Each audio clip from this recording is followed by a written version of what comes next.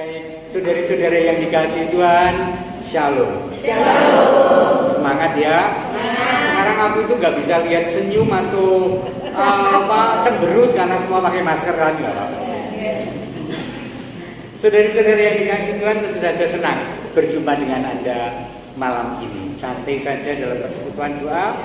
Anda memilihkan Anda memilih firman Tuhan hari ini dari Injil Markus. Silakan kalau Anda punya handphone atau kita pasti buka Injil Markus bab 12. Ini orang kita ning videoku mrene wae. Penting ini. Lah, ya toh kita kok video. Tak bocah iki oh ya kita kudu ngene iki ya toh. Lalu seorang ahli Taurat yang mendengar Yesus dan orang-orang Saduki bersoal jawab dan tahu bahwa Yesus memberi jawab yang tepat kepada orang-orang itu, datang kepadanya dan bertanya, "Hukum manakah yang paling utama?" Jawab Yesus, "Hukum yang terutama ialah, dengarlah hai orang Israel, Tuhan Allah kita, Tuhan itu Esa. Kasihilah Tuhan Allahmu dengan segenap hatimu dan dengan segenap jiwamu dan dengan segenap akal budimu dan dengan segenap kekuatanmu. Dan hukum yang kedua ialah kasihilah sesamamu manusia seperti dirimu sendiri. Tidak ada hukum lain yang lebih utama daripada kedua hukum ini." Lalu kata ahli Taurat itu kepada Yesus, "Tepat sekali, Guru. Benar katamu itu, bahwa dia Esa dan bahwa tidak ada yang lain kecuali dia. Memang mengasihi dia dengan segenap hati dan dengan segenap pengertian dan dengan segenap kekuatan dan juga mengasihi sesama manusia seperti diri sendiri adalah jauh lebih utama daripada semua korban bakaran dan korban sembelihan."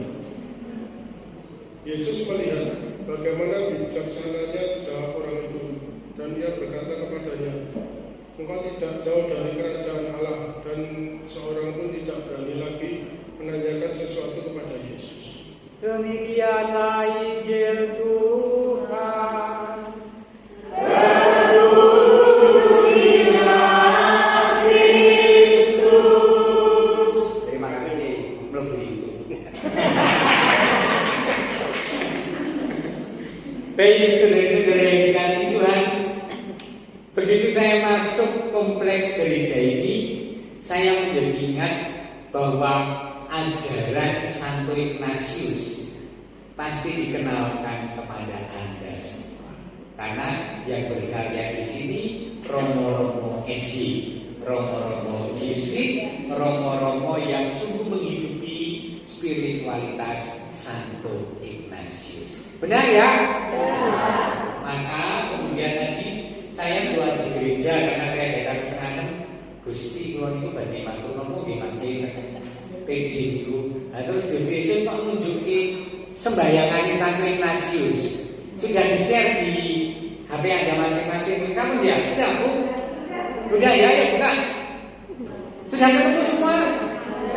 Mari kita doakan doa ini bersama-sama. Hayati kata per kata ini ditulis oleh Santo Ignatius dari Loyola.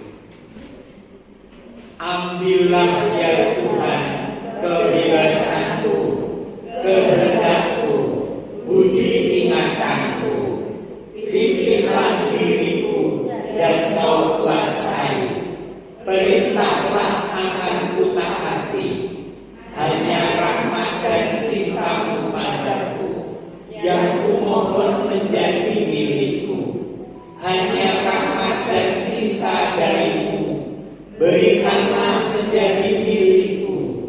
Lihat semua yang ada padaku, kuhaturkan menjadi milikmu. Pimpinlah diriku dan kau kuasai, perintahlah akan ku taati. Saudari-saudara, andai kata lebih dalam lagi dan kita akan saran-saran orang yang seperti apa yang menulis doa ini.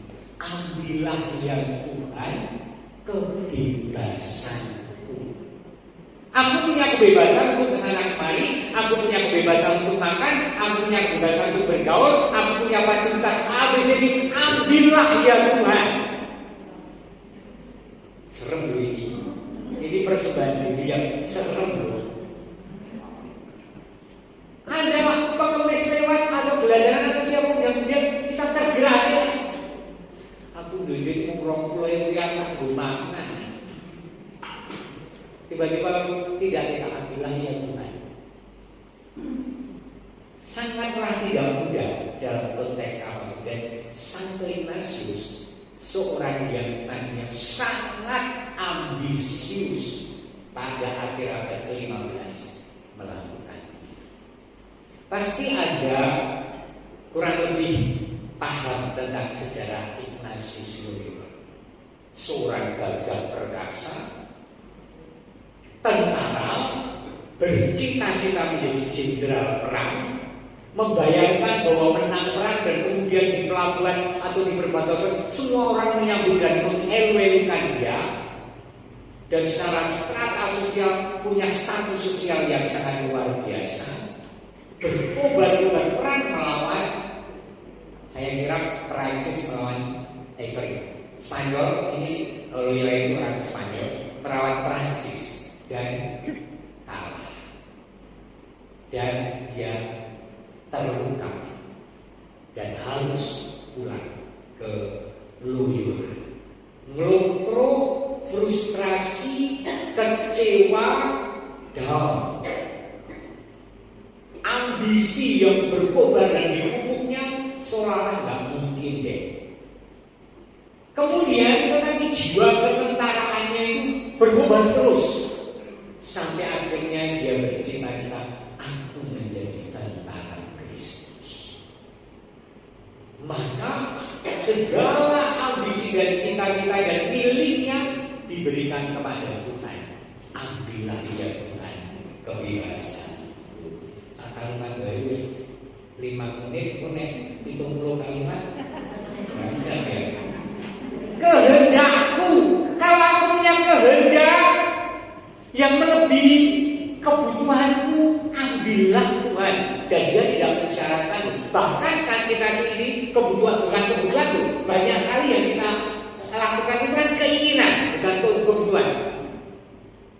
Ignatius memberikan kepada Tuhan bahkan kehendakku. Kalau aku berkehendak tidak menjadi kehendak Tuhan, ambillah.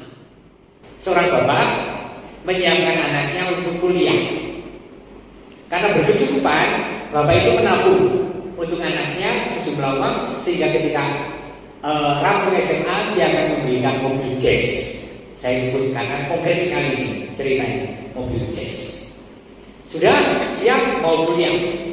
Ada proposal dari Atambua bahwa ada gereja ambruk. Bapak ini berpikir sangat dan tergerak hatinya. Iki anak butuh Honda Jazz, iki ono proposal jalur bantuan mergo gerejanya ambruk. Dan dia tidak bisa mengikani diri untuk menimbang dua hal ini.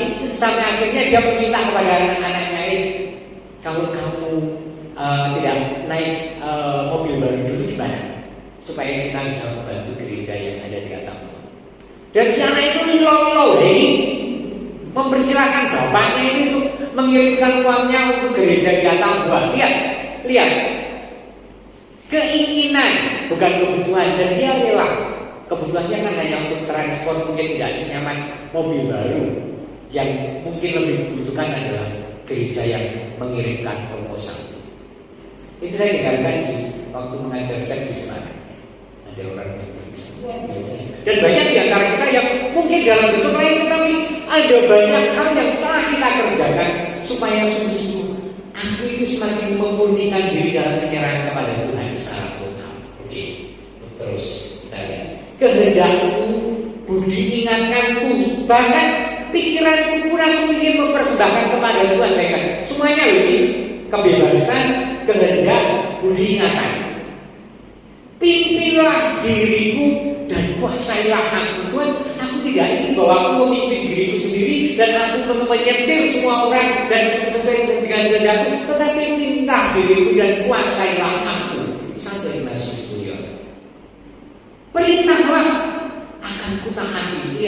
prajurit ya, semangat keprajuritan yang hierarkis, perintahlah akan ketaatan.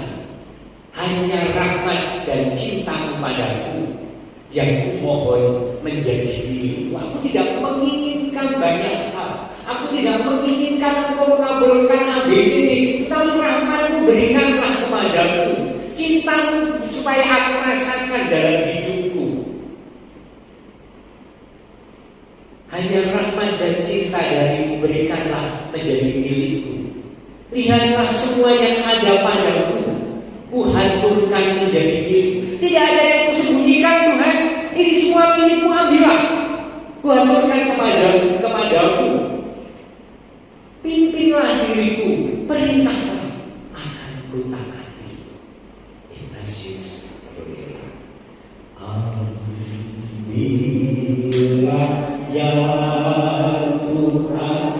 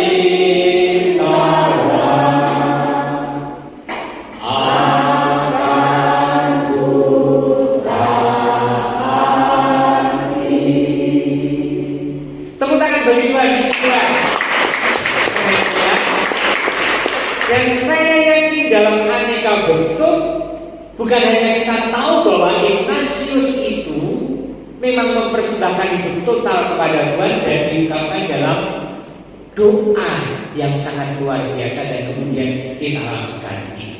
Tetapi bahkan bukan hanya tahu, tetapi kita sendiri sebenarnya mengamalkan itu. Setidaknya pada track yang benar, aku tidak sempurna. Oh iya, kita semua tidak sempurna. Tetapi kita tahu dan mengarahkan diri dan ingin bahwa mempersembahkan hidup yang semacam Ignatius Loyola yang memberikan hidupnya dan mengandalkan Tuhan supaya kita semakin murni dan tulus total mempersembahkan hidup kita pada Tuhan. Amin. Setiap pribadi yang ada